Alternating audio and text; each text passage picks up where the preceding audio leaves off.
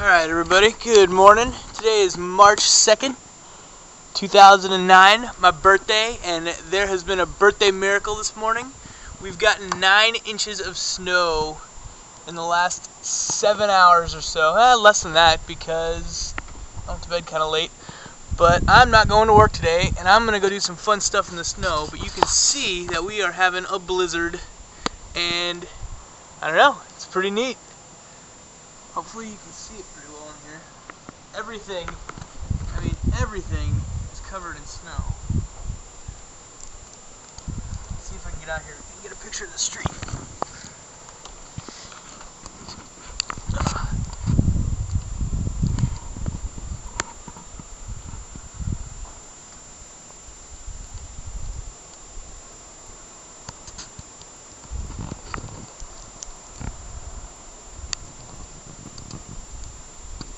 So, you guys have fun today at work and such, and I'm going to have fun sitting here and, I don't know, eating chicken parm and doing nothing. Have a good day.